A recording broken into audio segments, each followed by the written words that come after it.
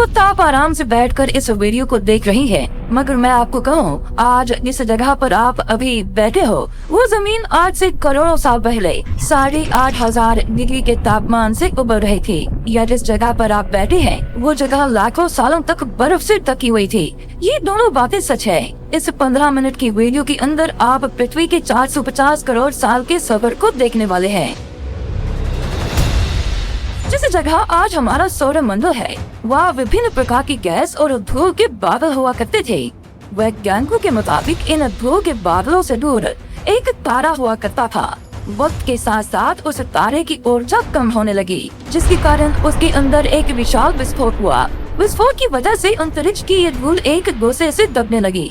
इस दौरान बादलों में स्थित धूल के कण दबाव और गर्मी के कारण बड़े उल्कापिंड और पत्थरों में परिवर्तित हो चुके थे, और इसी दबाव की वजह से इन बादलों में स्थित रेडियो एक्टिव पदार्थ ने ग्रेविटी का निर्माण किया।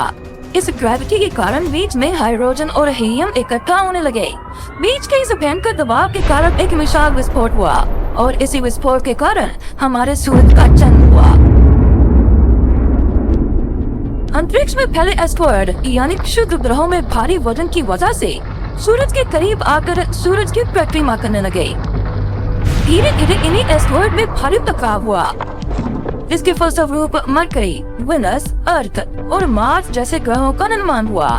वैज्ञानिकों के मुताबिक उस वक्त पृथ्वी और मार्स यानी मंगल ग्रह के बीच थिया नामक ग्रह सूरज की परिक्रमा किया करता था। पृथ्वी पर ग्रेविटी होने की वजह से सूरज की परिक्रमा करने वाले एस्टेरॉयड अब पृथ्वी की परिक्रमा करने लगे, और धीरे धीरे करोड़ों सालों तक ये पृथ्वी पर गिरते रहे। और ऐसी ही घटना हमारे पड़ोसी ग्रह थिया पर भी हो रही थी, जिसके कारण थिया पृथ्वी के और करीब आने लगा और आकर पृथ्वी से टकराया। इस भयंकर टकराव की वजह से पृथ्वी के हिस्से कणों के रूप में अंतरिक्ष में फैल गए और एक रिंग्स की तरह पृथ्वी की परिक्रमा करने लगे। इन्हीं परिक्रमा करते हुए कणों में टकराव होने लगा, जिसके कारण हमारे चांद का निर्माण हुआ। उस वक्त पृथ्वी पर सिर्फ एक ही समुद्र हुआ करता था, और वो था 1900 डिग्री सेल्सियस की तापमान पर उबलते हुए लावा। उबल रही थी वो सारी चीजें जिसे आज आप अलग अलग नाम से जानते हैं। वक्त के साथ साथ पृथ्वी धीरे धीरे ठंडी हो रही थी, जिसके कारण पृथ्वी के भारी तत्व जैसे धातु और रेडियो एक्टिव पदार्थ पृथ्वी के केंद्र में जाकर इकट्ठा हो गए, और हल्के पदार्थ पृथ्वी की सतह पर आ गए। लाखों सालों तक पृथ्वी पर उल्कापिंडों की बरसात हुई, और इन गिरते हुए उल्कापिंडों में जमा था नमक, मिनरल्स और पानी। करोड़ों सालों तक इन उल्कापिंडों की बरसात होती रही, और धीरे धीरे पृथ्वी की ऊपरी सतह पानी से ढकने लगी। वैज्ञानिकों के मुताबिक यही वो वक्त था जब दूर गहरे पानी के अंदर निकलते ज्वालामुखियों से पहली बार सूक्ष्म जीवों का निर्माण हुआ। लाखों सालों बाद एक वक्त ऐसा आया जब पृथ्वी की पूरी सतह पानी से ढक चुकी थी। हमारी पृथ्वी के सबसे अंदर का कोर रेडियो एक्टिव पदार्थ से बने होने की वजह से हरदम गर्म होता रहता है, लेकिन जब भी पृथ्वी की ऊपरी जमीन ठंडी हो जाती है तब पृथ्वी के अंदर की गर्मी बाहर नहीं निकल पाती, जिसके कारण ज्वालामुखियों का निर्माण होता है। और उस वक्त कुछ ऐसा ही हुआ।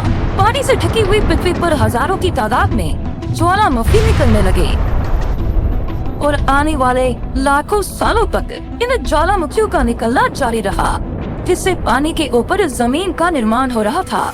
इस वक्त भी पृथ्वी पर वातावरण न होने की वजह से अंतरिक्ष से उल्कापिंडों की बरसात हो रही थी।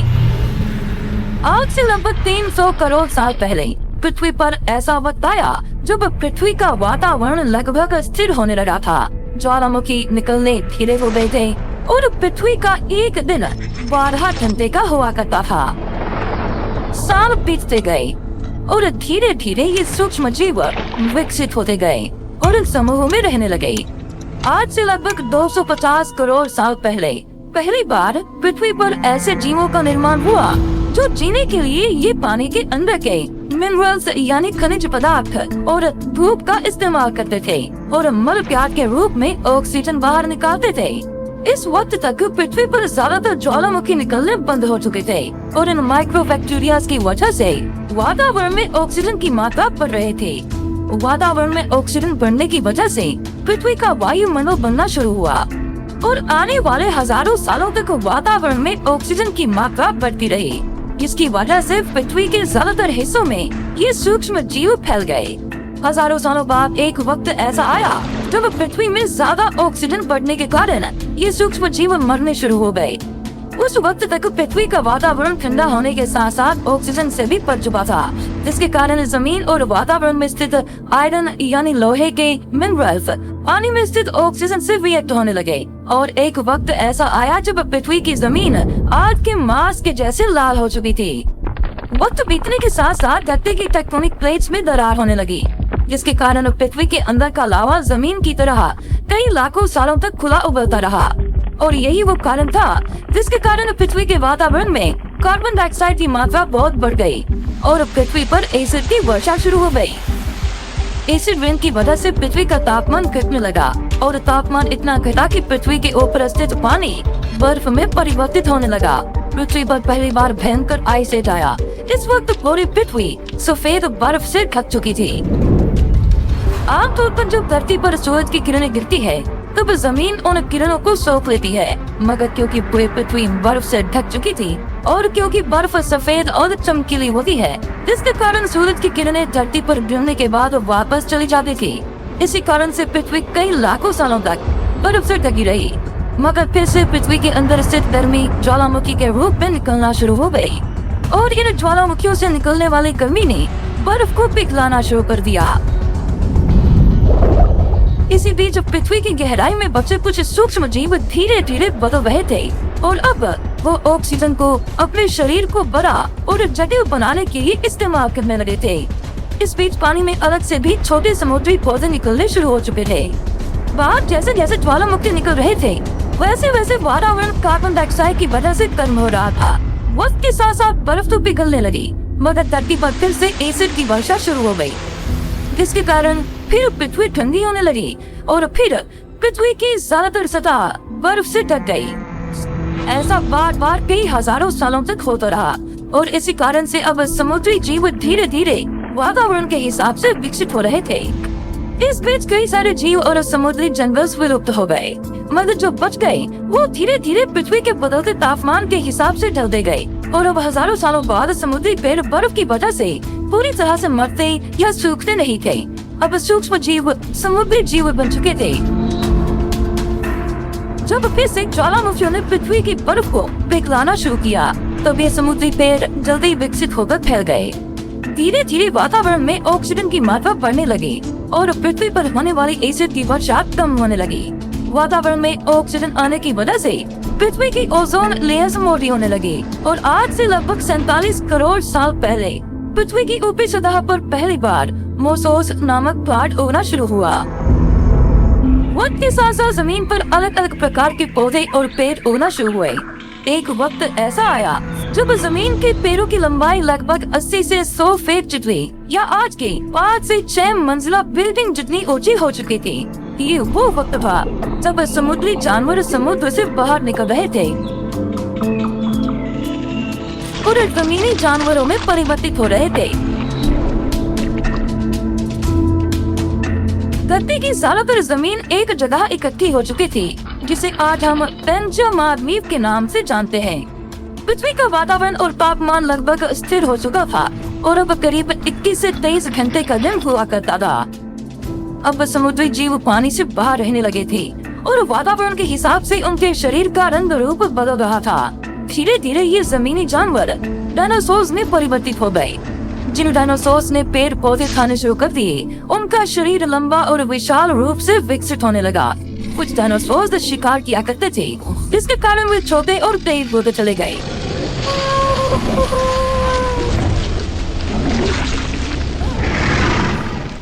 पृथ्वी की ऊपरी जमीन एक जगह इकट्ठी होने के कारण ज्यादातर जमीन रेगिस्तान और बंजर हो चुके थे। ज्यादातर जंगल समुद्र के करीब हुआ करते थे, जिसमें डायनासोर्स रहा करते थे।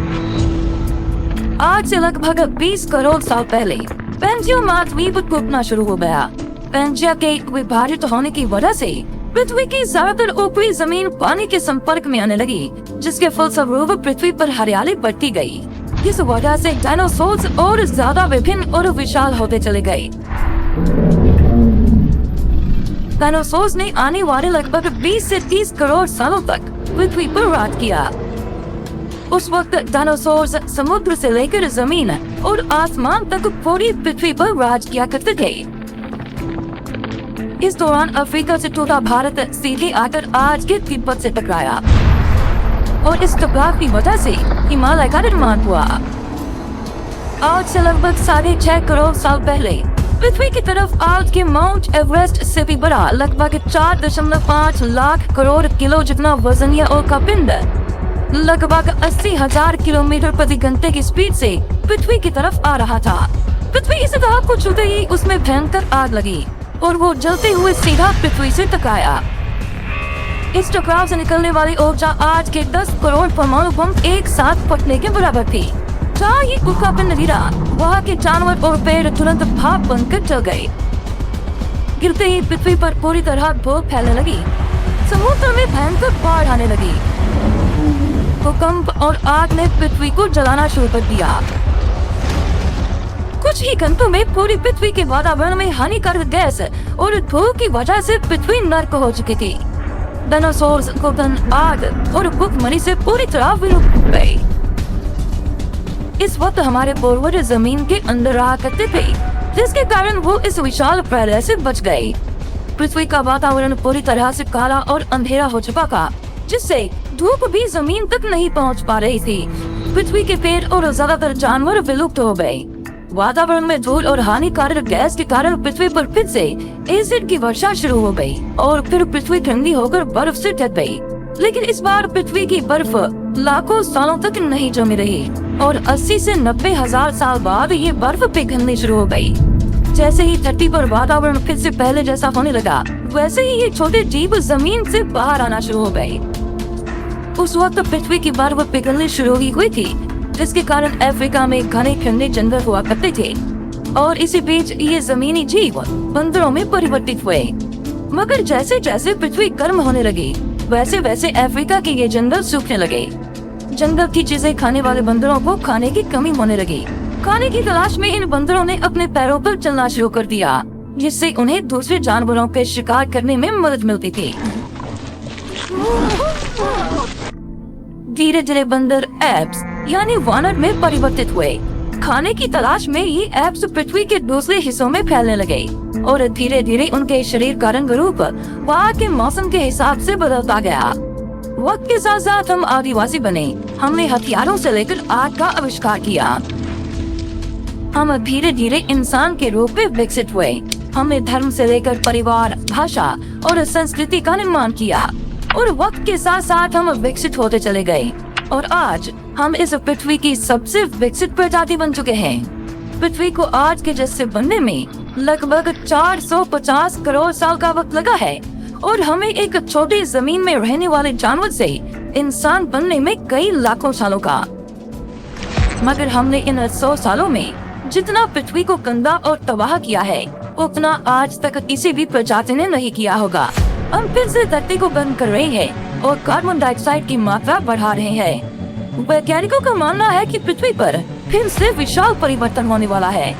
भविष्य में पृथ्वी कैसी होगी, जानेंगे हमारी अगली वीडियो में।